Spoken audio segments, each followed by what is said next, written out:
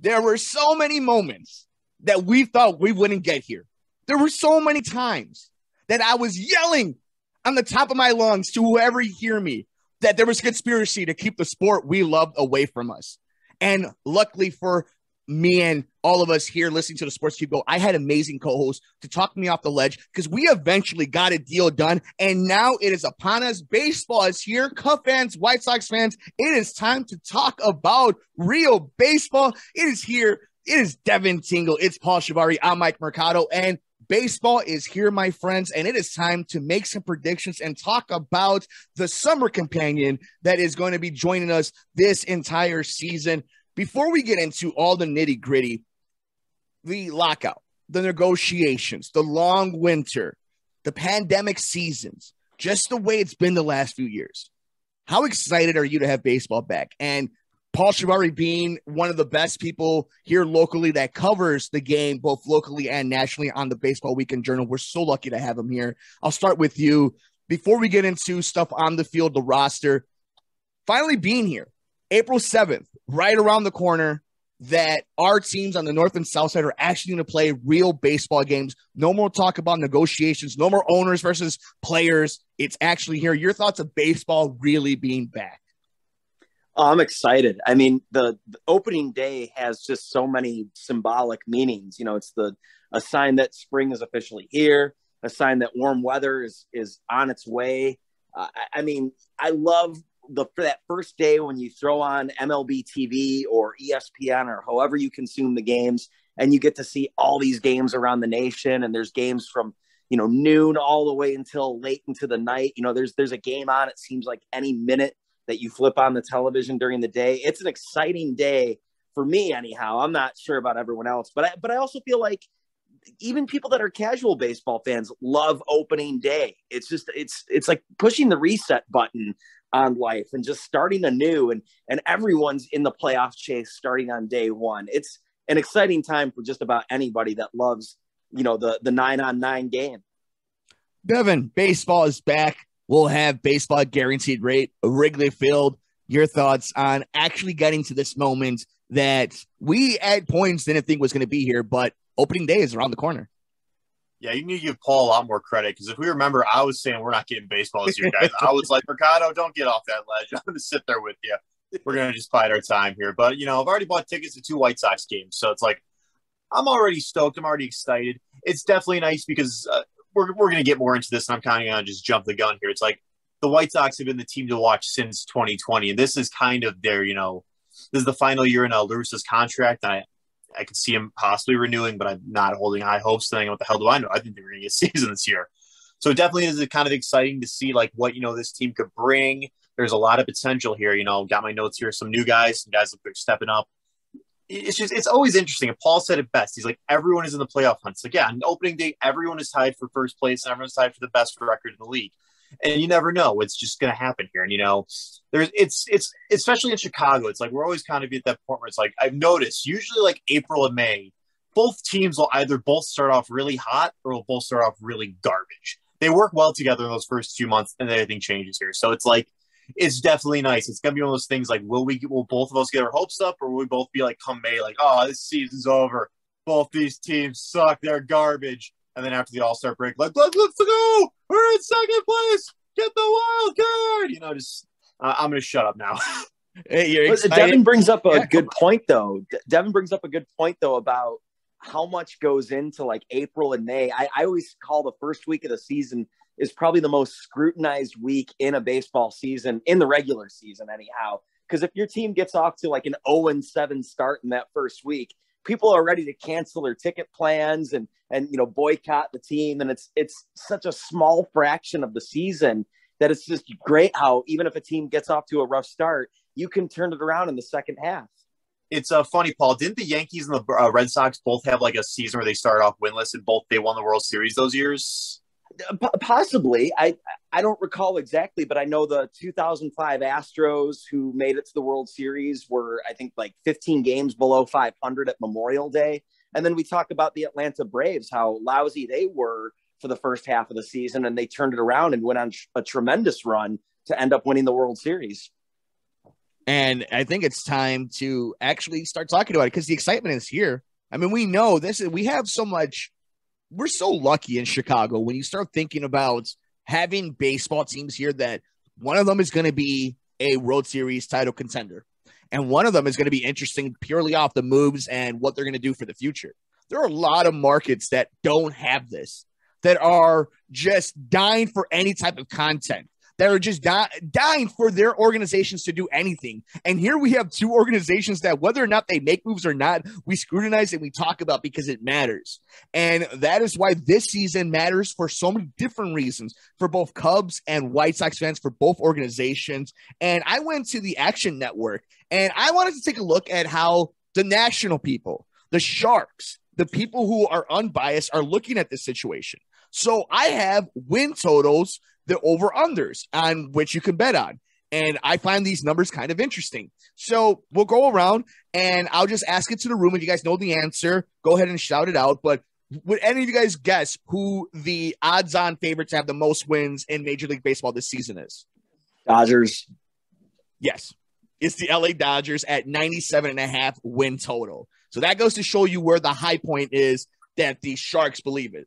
At number 4 will be your Chicago White Sox at 91.5. That is a very interesting number because I do have them at 92 wins. So I think the Sharks themselves have it at a very nice number. To give you an idea of who's at 2, it is the New York Yankees at 92 wins and the Houston Astros at 92 wins. Toronto at 5 with 91, the Brewers at 90, the Braves at 90, and we go all the way down to 23 with the Chicago Cubs at 73. They have the Cincinnati Reds with 73.5.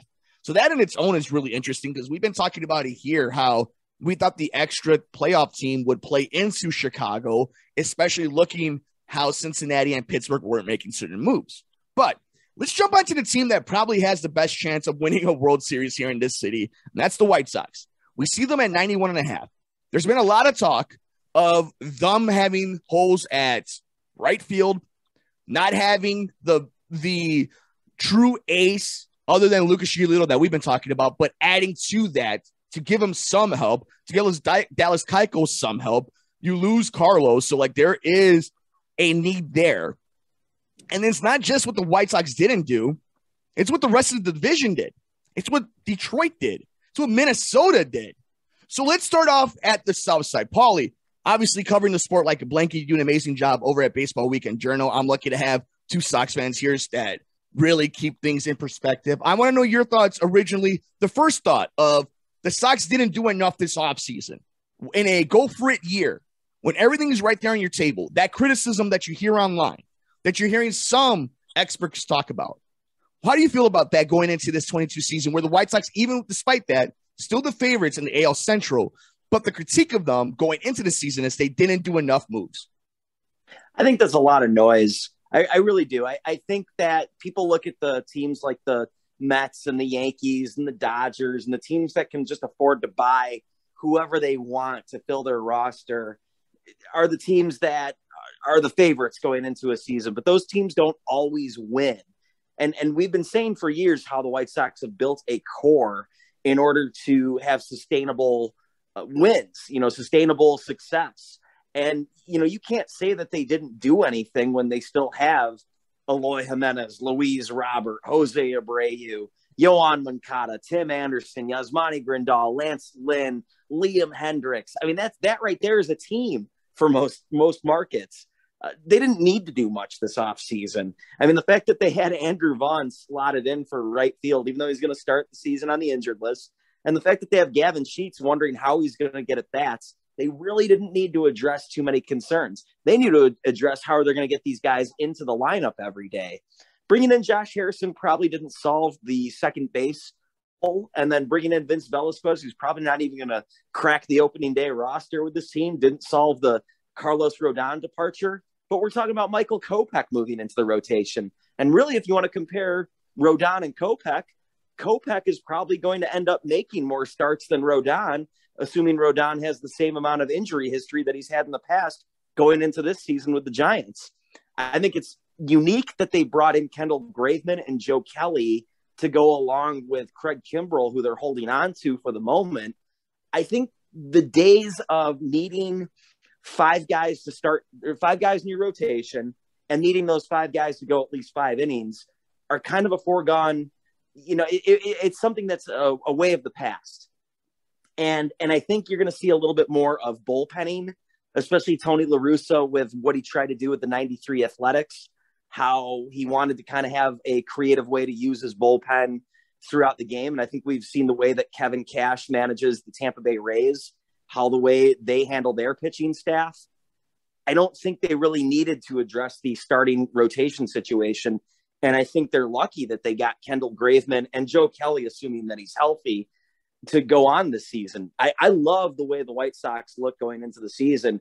And aside from the Toronto Blue Jays, I think you're looking at the best team in the American League right now. Yeah, I think it's really interesting, the perspective that I think a person can have. I think Tony La Russa has gotten a lot of grief this offseason over the last few weeks because of his answer that he gave that White Sox fans aren't real White Sox fans if they don't believe in the team or that they have enough. And this is where I push back to that. And I agree with you. They didn't have to make any rash decisions. They didn't have to deplete anything from the roster. But if you have this team right now that can win the whole thing, it only costs money to add on, to make sure you have insurance, to make sure you're not in a position where you're going to have your pants down in the middle of a playoffs. And we'll talk about it, because my biggest concern of this White Sox team is that they still have only won 1 playoff game with this entire roster, and they're growing. But if you count the 2020. Yes. So it's a interesting dynamic that we haven't seen this team advance. We haven't seen this team make a deep run.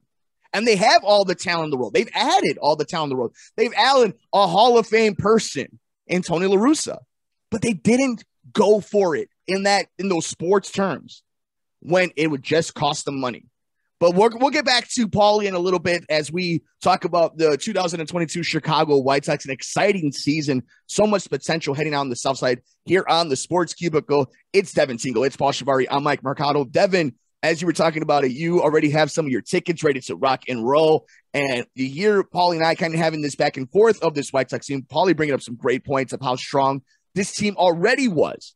And so much so that they believe this team could win 91.5 games. That's the over-under at Action Network.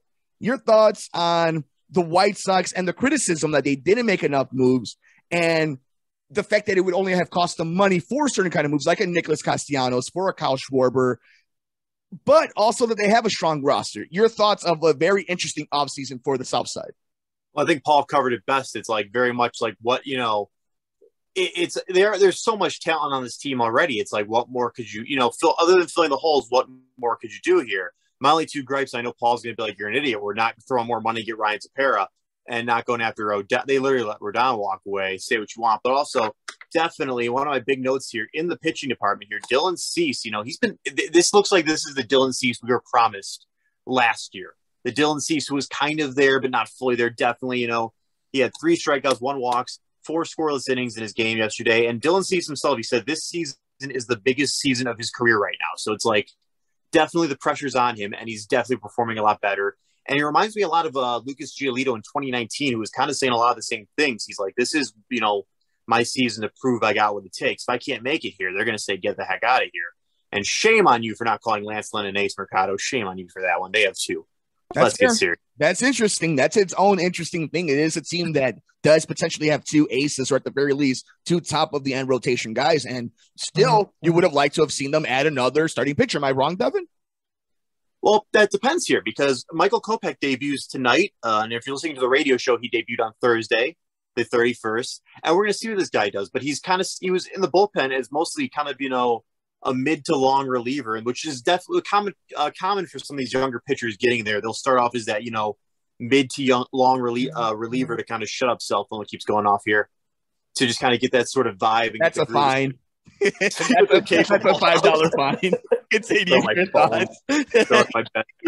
Just definitely a thing here. But one thing I did want to talk about that Paul mentioned here, maybe Paul could help me, because let's see.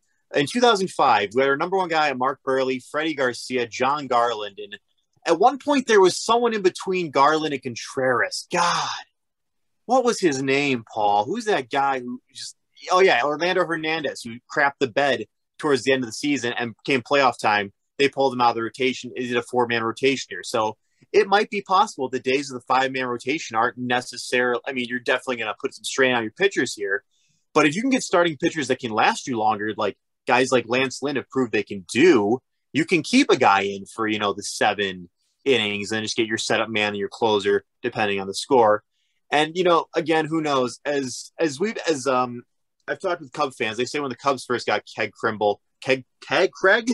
He played like he had a bunch of kegs. Yeah. I went to college with Keg Krimble. That's what we call Paul. What do I say? When the White Sox finally get rid of him, is finally we'll be able to say his name without getting tongue-tied. But Craig Kimbrell, when he first started with the Cubs, he was pretty garbage. It kind of turned it around, the second time around. So it is plausible the White Sox are thinking, maybe he just needs to get kind of back in the swing here with a new team. I don't know. Maybe they'll get rid of him. I'm really concerned about Dallas Keuchel.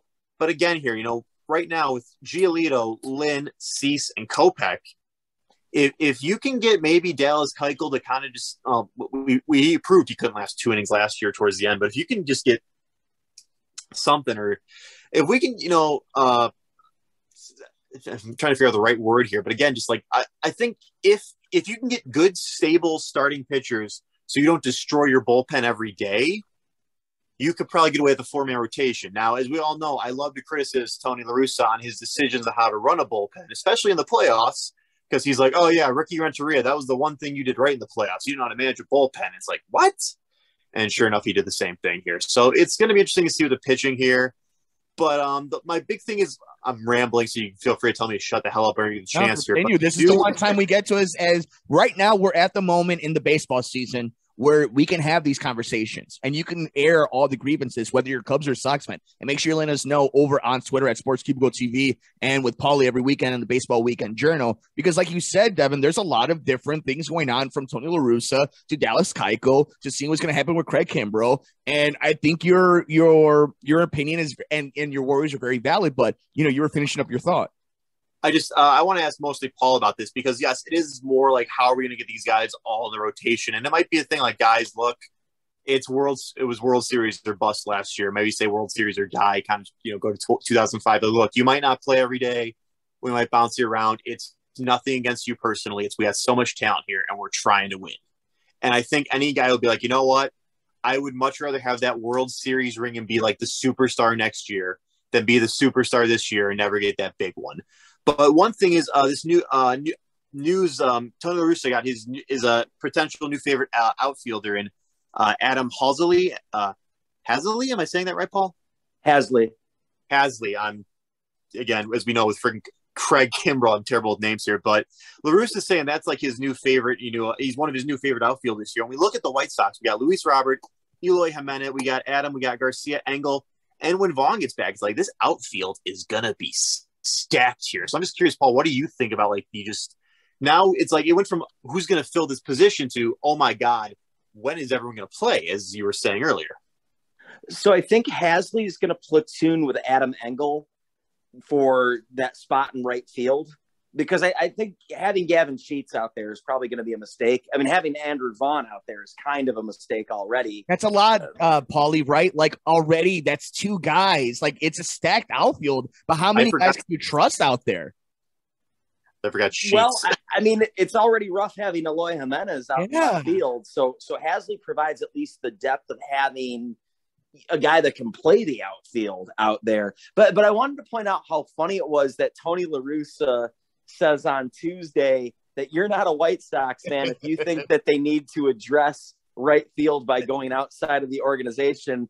And then Rick Hahn, who I guess apparently is not a White Sox fan, goes and addresses that need by going outside of the organization the very next day. Gotta love it. That explains a lot, Paul, about Rick Hahn not being a White Sox fan. It makes a lot of sense for the past, 15 years. It's very indicative of the White Sox, front office. The left hand never knows what the right hand is doing sometimes, and they get in their own trouble in that regard. But I love the move. I mean, I know Haseley does not have the resume or the numbers that suggest that he'll even break camp with the team. But at the same time, they needed to address depth, because I think Eloy Jimenez, Andrew Vaughn, Gavin Sheets, as much as you want those bats in the lineup, they really don't belong in the positions that they're going to be playing. So, I mean, it's baseball. It's a 162-game season. This isn't MLB The Show, your favorite video games, where you can just put your best 9 out there day in and day out. Guys need rest. Guys need to get cycled in. Guys need to get at bats. Guys need to come off the bench and learn how to hit. So it's a deep team. It's a stacked team. And kind of addressing what Devin was saying about the 4-man rotation, that's great for the playoffs, but a lot of teams nowadays are going with 6-man rotations during the season. And even a 3-man rotation can get you far. Let's go back to the 2021 champions, the Atlanta Braves. They lose their ace in the very first game of the season when he fractured his shin, and they still were able to get through the playoffs by employing the use of bullpens and calling up guys who were sitting at hotels, miles away from Atlanta, ready to start in the game and just eat innings for them just to start the game and provide a little bit of rest for that bullpen. So the Sox are in a good position right now where they have way too many guys to try and fit into that 26 to 28 man roster. And I think barring some sort of injury or, the rug being pulled completely out from underneath them by the Cleveland Guardians or the Detroit Tigers or the Minnesota Twins, this is a team that's built to last, built to win that marathon of the regular season. And now there's an extra playoff spot, which gives them a little bit more of an insurance to try and get in there. And once they get into that 6-team playoff in the American League, the slate is wiped clean, and all they need to do is just take each game one game at a time. While I was getting ready, and I have been ready to be very critical on the White Sox for not going for the big splashy move, for what it seems that as stacked as they are, you can always be more stacked when it's just talking about money. Spend that money. You've never been into luxury tax. Go ahead and do it. I'm not going to give them that hard of a time because I think they're going to be very active, especially if they're as good as we think they're going to be. They're going to be very active come trade deadline, and I am excited to see what they do around that time. But we're here breaking down, getting ready for the 2022 MLB season for the Chicago Cubs and the Chicago White Sox. The White Sox looking to add another commissioner's trophy into Jerry Reinsdorf's office. It's going to be an interesting time. It's Devin Tingle. It's Paul Chivari. I'm Mike Mercado. Dan Marver join us in a little while here on the Sports Cubicle on WCPT 820 AM. Make sure you're following us on Twitter at Sports Cubicle TV. Before we get to the Cubs, I want to spend a few minutes talking about maybe not so much on the field stuff on the north side, but what the future holds for the team, some of the moves, some of the thoughts going into it. Let's talk about what this White Sox team is actually going to do long-term on the field success. I think this team will get to the championship series. I don't think it's going to be easy. I think the AL Central got tough. Correa going to Minnesota isn't an easy thing. That's a tough player. That's an interesting move by an organization. And we know in baseball with an extra playoff team, there are going to be teams out there that think they're in it. Detroit spent money on Javi. The White Sox, obviously the cream of the crop in the AL Central. So it's going to be interesting to see where they go. But I do think they make it to the championship series. I do think they win 92 games. I do think they're going to be much more healthy going into the playoffs. But let's talk about not only two White Sox fans, two guys who watch the sport like a hawk, and obviously Paulie, who covers the sport like a blanket over at the Baseball Weekend Journal. How many wins? What happens in the AL Central? And what happens in the playoffs? Paulie, I'll start with you. I don't want to reveal too much because I have yet to release my season preview episode of the Baseball Weekend Journal, which that's what we call it. This Wednesday, if you follow me on whatever podcast platform that you prefer, I'll have that episode ready and available for you. And keep in mind, I predicted the champion last year in my season preview, and I predicted 3 out of the 6 division winners, which doesn't sound like a great track record, but if you saw what other experts picked, it's a pretty decent track record. I will say that I think 92 wins is attainable, but this is a tougher American League Central than it was last year, so the White Sox will not run away with it. Keep in mind the Twins were favored to win the division last season and fell apart, and now they have Carlos Correa and made some interesting moves like bringing in Gary Sanchez. They're going to be a team that lives and dies by the home run, even though they're in the great white north. I think that they will be a firm challenger to the White Sox. I think the Guardians is a team that people are sleeping on. I think that the Tigers are ready to make that next step in their rebuild process. And I've always liked the way that Kansas City develops players, so they could always be spoiler in this division. So I think 92 is attainable, but will be very difficult for the White Sox to get. I think the White Sox are the clear-cut favorite to win the American League Central, and I will go ahead and say that they will win the American League Central on my projections. As far as how far they'll get, obviously they'll make the playoffs as a division winner. I don't know if they'll end up being in that first or second slot, the bye that they would get in the new playoff format. And I'll just leave it at that I think that they'll make the playoffs, but I'm not sure exactly how far they'll get as of right now. He's one of the best in covering both national and local. It is Paul Chivari. Make sure you're checking him out at the Baseball Weekend Journal. He's one of the best, and I promise you, if you want to know what the future is, if you want to be the Nostradamus of your family in baseball, make sure you're checking out what Paulie Dangerous is doing when he's previewing this MLB season. But Dev, feet to the fire. How many wins? What happens in the AL Central? And how far did they make it in the postseason? I'm going to be a little bit less or a little bit more pessimistic than you guys. I think they're going to have more than 85 wins because, as we're saying, the AL Central got tough here. And I think Paul and I are the only two people who are saying don't count out the Cleveland Guardians here. Yeah, Minnesota did fall apart last year. But, Paul, what is Minnesota famous for? Beating the White Sox when it counts for the White Sox. Not when it counts for Minnesota, but when it counts for the White Sox here. So definitely, yep. And, what was that? Oh, I was saying, yep, I agree. Yep. Yeah, it's definitely that sort of thing, I honestly, I could totally see Cleveland being that's the Guardians being that second place team. Call me crazy. I can see them sneaking up. A lot of people are predicting less. I hate Detroit, and it might be biased, but I don't think Detroit's gonna be as good as they're saying this year. There's people saying they're gonna be second place. I don't think so. Definitely, I think the Guardians and maybe even Minnesota are the teams to look out for here. But I'm gonna say 86 wins, and they're probably gonna face Toronto in the playoffs. And hate to say it, but Toronto is the better team in the first round here. So it just depends, though. If the White Sox can do what they did in 05, or they were great the entire year and towards the end of the season rallied up and just kept that fire going. Because if we learned from 2021, that was the thing. Towards the end of the season, the White Sox kind of started like falling apart and slacking here. So you cannot do that when going into the playoffs. You need that momentum. I mean, it doesn't work for a lot of teams. Look at St. Louis. They got that momentum in the very end of last year, and they were out in the first round. But definitely, that's my thing. I'm iffy. I'm not saying they're going to win it all this year, but this is definitely a time for put up to gum and put up or show up. And quite frankly, if we learned anything from with Houston last year, it's like if you can't beat the best team in baseball, despite Houston not winning the World Series, let's be real. Going into that World Series, they're the best team in the league. Then it's like you're obviously you're not going to make it far in regular season. You're not going to make it far in the playoffs, and they're going to destroy you. And that's my big fear of the White Sox here. It's like, as we've learned, especially in the past few years, like when it is crucial, they crap the bed, so to speak here. So it's very kind of like if they face Toronto in the playoffs, I don't have the highest of hopes. If they face Houston in the playoffs, because Houston's going again this year, they're not the same team as last year, but they're relatively close. But I'm still the AL and the American League in general has been tough and gotten a lot tougher this year. Like honestly, I think Mercado. I know they're bringing the DH to the National League, but I think that might actually help the National League teams because right now the National League is. I don't see any NL team winning the World Series this year.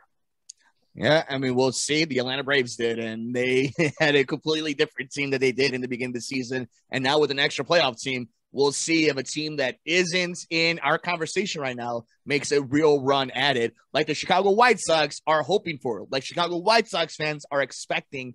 And I think here on the Sports Cubicle, we made it official. This is a team that will win the AL Central, that will be in the postseason. And all you got to do is a bite at the apple. But let us know your thoughts. We're on Twitter at Sports Cubicle TV. How many wins for the Chicago White Sox? Who wins the AL Central? And how far, if they make it to the postseason, do they make a run at it? We're on Twitter at Sports Cubicle TV.